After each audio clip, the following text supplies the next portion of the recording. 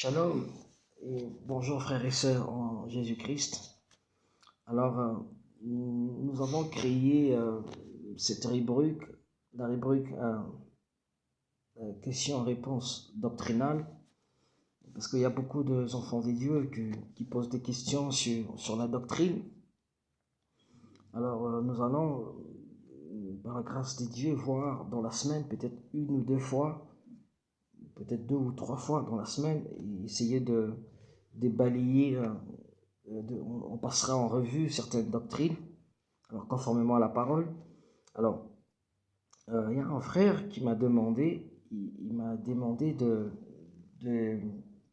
donner un peu de lumière sur Genèse chapitre 6, le verset 1er, là où on nous parle de fils des dieux. Alors, Genèse chapitre 6, premier verset, il est dit: lorsque les hommes eurent commencé à se multiplier sur la face de la terre, et que des filles leur furent nées, les fils des dieux virent que les filles des hommes étaient belles, et ils en prirent pour femmes parmi toutes celles qu'ils choisirent. Alors l'Éternel dit: mon esprit ne restera pas toujours dans l'homme, car l'homme n'est que chair et ses jours seront de 120 ans. Alors le verset 4 dit ceci: les géants étaient sur la terre en ce temps-là, après que le Fils des dieux furent venus vers les filles des hommes, et qu'elles leur eurent donné des enfants. Ce sont ces héros qui furent famés dans l'Antiquité. Alors, bien à mon frère, je vais répondre à mon frère, mais j'en profite aussi pour donner un peu c'est-à-dire conformément à la parole. Alors, ce passage, cette écriture a donné lieu à beaucoup de doctrines et beaucoup de théories. Donc, il faut faire attention, parce que si vous ne vous reposez pas vraiment sur la parole, vous risquez de croire tout et n'importe quoi. Et vous risquez de croire tout et n'importe quoi. Alors, parce que le frère qui m'a posé cette question, il a beaucoup martelé sur les géants. Il parlait des géants parce qu'il s'en dirait que même dans la mythologie grecque, on en parle, les Philines, on parle de géants qui étaient sur terre, et ils ont croisé, et ils ont pris des femmes pour peupler, pour avoir des fils, tout ça. Bon, bien aimé, j'ai essayé un peu de méditer sur ce passage. Alors, oui, géant en hébreu, les géants en hébreu, c'est dit Néphilim. Alors, le géant en hébreu, c'est dit Néphilim. Alors, nous savons que Néphilim, c'est un pluriel, c'est-à-dire ils étaient nombreux. Alors, Néphilim, c'est un mot qui vient du verbe nafal. Nafal. Nafal qui signifie en français chuter, tomber, être jeté violemment en bas, ou bien faire tomber. Nafal. Alors moi, ce que j'ai compris, parce que bon, il y en a, c'est vrai, il y a beaucoup de doctrines. Il y a une doctrine qui dit qui affirme que alors les fils des dieux sont les descendants de Seth. Alors les filles des hommes sont les descendants des Caïens.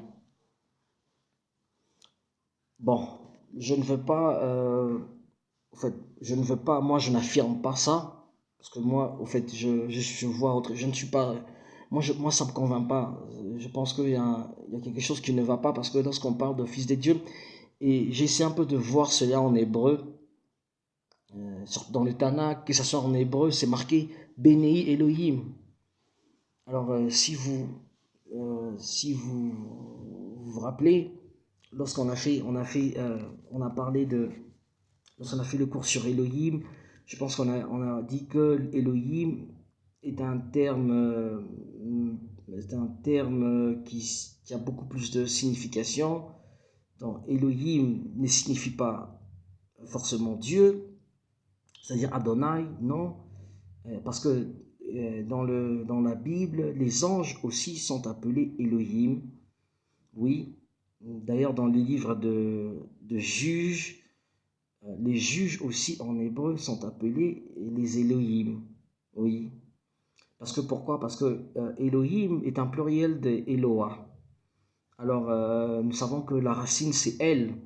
Alors, El en hébreu signifie un puissant. C'est quelqu'un qui est puissant. Ok. Donc, lorsqu'on dit qu'il est fils des dieux, parce que ici en français il est marqué le fils des dieux, Béni Elohim. Mais non, je ne sais pas. Est-ce que c'est Dieu, Adonai? Non, je ne pense pas. C'est pas Adonai. Ce n'est pas Adonai. Moi, je pense que on a ici affaire à des anges déchus. Oui, on a ici affaire à des anges déchus. Et est-ce que la question on peut se poser, on peut se dire, mais pourquoi est-ce que Moïse n'a pas directement dit que les démons sont allés prendre des filles des hommes et puis ils ont essayé de s'unir, tout ça? En fait, premièrement, parce qu'il faut savoir les concepts de démon. Le terme est d'abord démon. Dans la tradition hébraïque, il n'y a pas un démon, c'est déjà daimon, c'est le grec. C'est pas l'hébreu, voyez-vous, frères et sœurs. Et en hébreu biblique, on parle des anges déchus. C'est-à-dire des anges qui sont tombés. Des anges qui occupaient un rang et puis sont tombés parce que il faut savoir que le Satan ou le Narash, le serpent, Satan, la parole dit qu'il était le plus rusé de tous les animaux, il n'était pas seul. Et même la Bible l'affirme qu'il il est parti avec un tiers des anges. Donc, il a été suivi par certains anges, et c'est eux qui sont devenus, devenus des anges déchus. Des choix, le verbe de choix, c'est-à-dire ils ont perdu leur rang. Et je pense que cela est clairement démontré. Laissez-moi prendre ma Bible. Nous allons le voir dans le livre de Jude. Jude qui en parle. Alors, la version du semeur, je lis au nom du Seigneur Yeshua Mashiach. Il nous est dit ceci: Dieu a gardé enchaîné à perpétuité dans le ténèbre pour le jugement du grand jour les anges qui ont abandonné leur demeure au lieu de conserver leur rang. Ça, c'est la version Bible du semeur. Donc, ici, dans Genèse 6, nous avons affaire à des anges déchus, frères et sœurs. Donc, dire que ce sont les descendants de Seth, moi, ça ne me convainc pas. Alors, je sais que ça peut troubler certaines personnes. D'autres vont dire, mais si ce ne sont pas les descendants de Seth, ce sont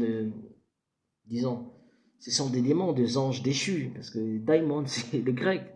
Il faut savoir que la Nouvelle Alliance, c'est la Nouvelle Alliance, le Nouveau Testament qui a été écrit, qui a été rédigé en grec. Mais l'Ancienne Alliance, au fait, ce qu'on appelle l'Ancien Testament, la Torah et les autres livres, c'était écrit en hébreu et en araméen, parce qu'il y a Ézéchiel et Daniel qui étaient écrits en araméen. Donc il n'y a pas ce terme de démon. Démon, non. Donc c'est un peu ça, bien aimé.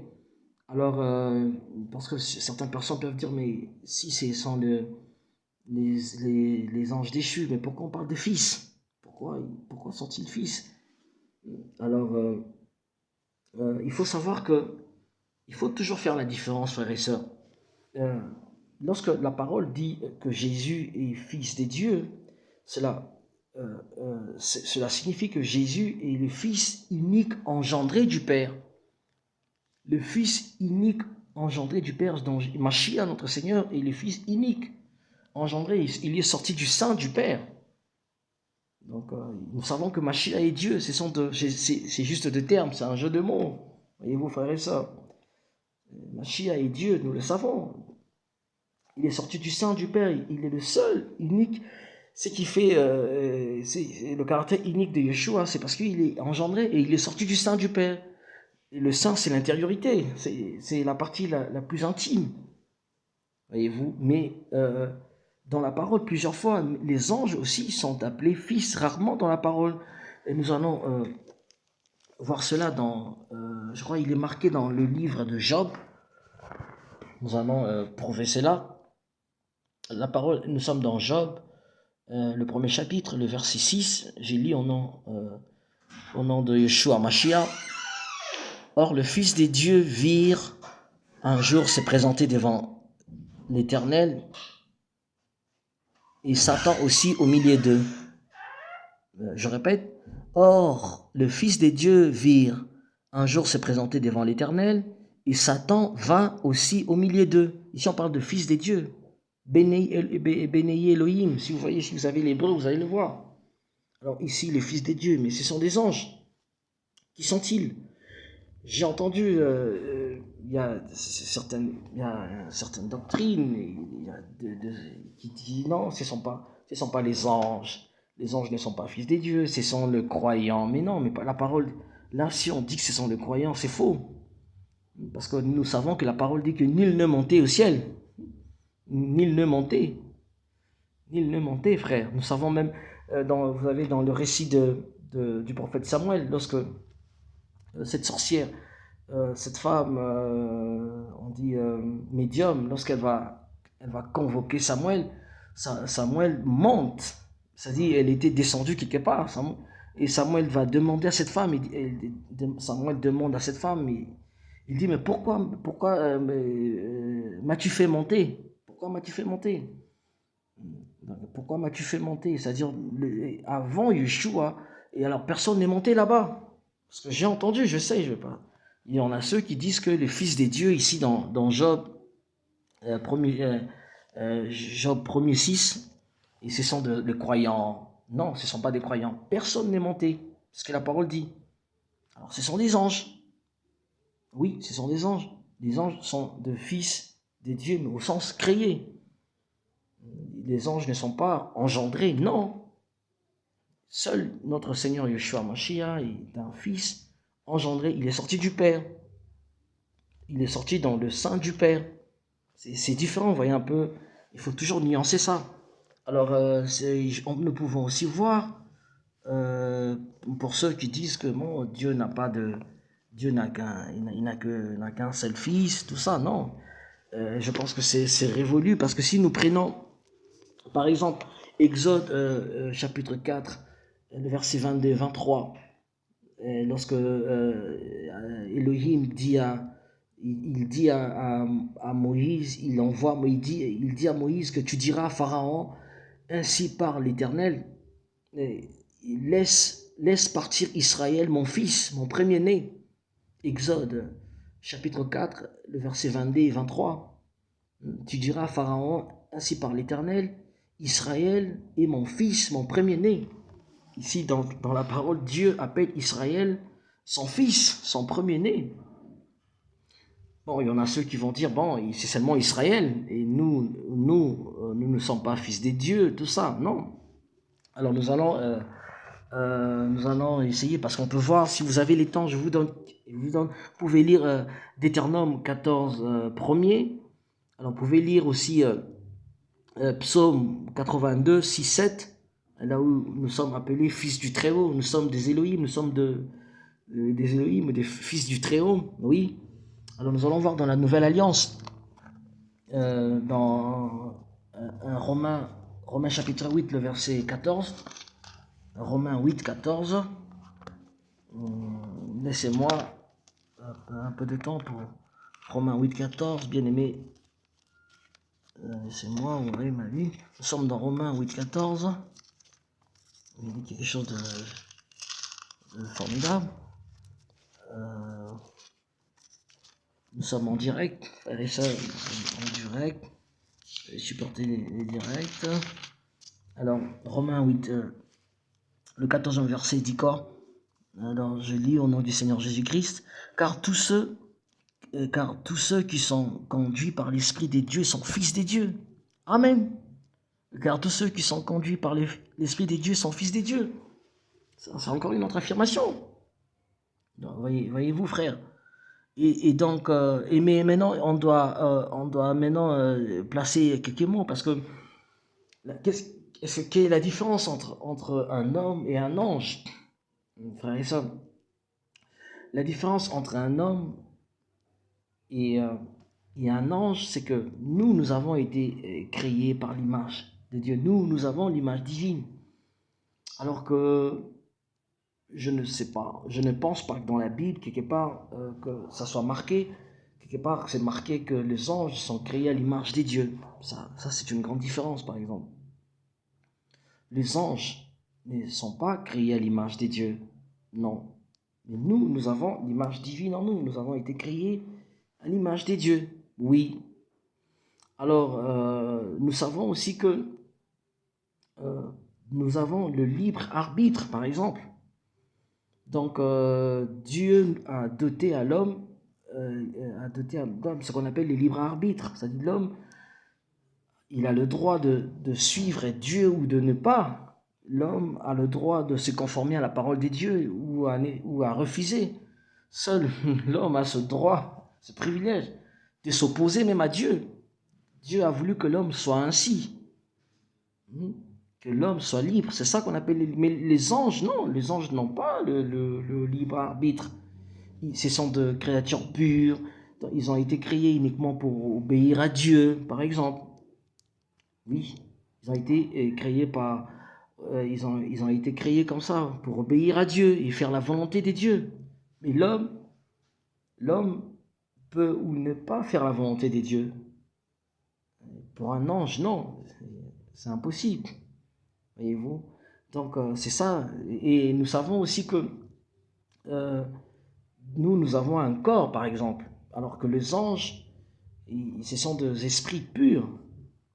Ce sont des esprits aux serviteurs de Dieu. C'est-à-dire que les anges n'ont pas de corps. Et je sais que dans l'imaginaire collectif, depuis qu'on était enfant, on nous disait que les anges sont des hommes, ils ont des ailes, tout ça.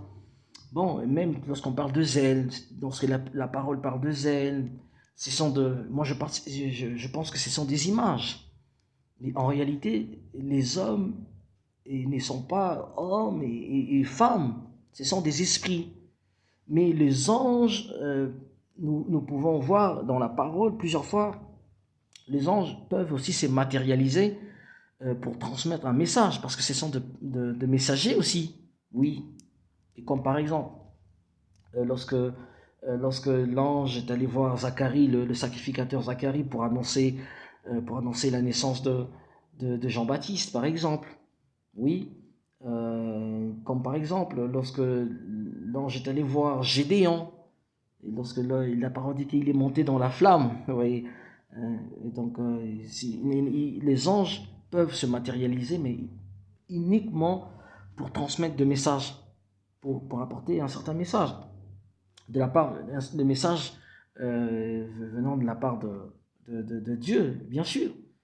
Un ange ne viendra pas vous voir et dit bon, shalom, frère Jérémie ou ma soeur, je suis venu vous voir pour qu'on puisse discuter un peu et comment ça va. Non, non, non. Et quand les anges, quand ils viennent, c'est pour transmettre, et c'est pour apporter un message. Nous pouvons le voir aussi dans les évangiles, lorsque, avant même la naissance de notre Seigneur Yeshua Mashiach, l'ange Gabriel est allé voir Myriam, la mère de notre Seigneur, la mère de Jésus-Christ, pour annoncer, voilà, pour apporter ce message, pour dire à Myriam que Yeshua allait naître et tout ça. Et voilà, donc nous allons voir que les anges peuvent se matérialiser, ils peuvent, c'est-à-dire prendre un corps uniquement pour apporter un message. Mais cela ne signifie pas ils ont pas. Nous savons que les anges n'ont pas de corps, n'ont pas de corps comme nous autres. Ce sont et cela est confirmé aujourd'hui par des différents témoignages, des témoignages que nous recueillons auprès de nos frères et sœurs. Ils disent que non, j'ai vu une grande lumière, tout ça, et ça peut arriver qu'un ange peut venir, il peut se matérialiser, c'est-à-dire il peut venir dans un corps humain, il peut venir comme un homme ou une femme. Mais en réalité, ils sont ni hommes ni femmes. Alors que nous, les humains, nous les hommes, nous sommes différenciés. Je vous parle, je suis un homme. Nous sommes différenciés, nous avons nos corps. Les anges, eux, n'ont pas de corps. Non.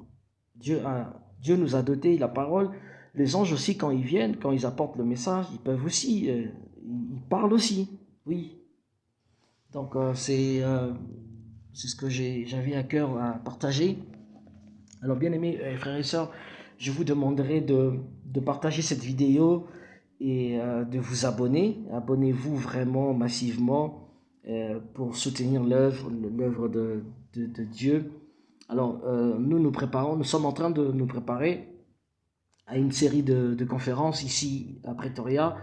Mais bon, pour le moment, on planifie, on fait, et on a encore quelques soucis, quelques soucis à régler. Mais par la grâce de Dieu, je crois avant la fin de ce mois, je ferai une vidéo ou bien je reviendrai vers vous pour vous informer comment est-ce que ça va se passer. Parce que nous avons à cœur vraiment de diffuser beaucoup d'enseignements, propager l'évangile de notre Seigneur Yeshua. Alors n'hésitez pas, que ce soit dans le groupe ou en privé, n'hésitez pas de poser des questions. Alors nous sommes toujours disponibles. Et donc nous sommes disponibles. Alors je vous souhaite donc passer un très bon début de la semaine. Alors, je vais essayer de voir si j'ai d'autres questions et je reviendrai pour faire plus de vidéos. Merci beaucoup et que Dieu vous bénisse. Shalom.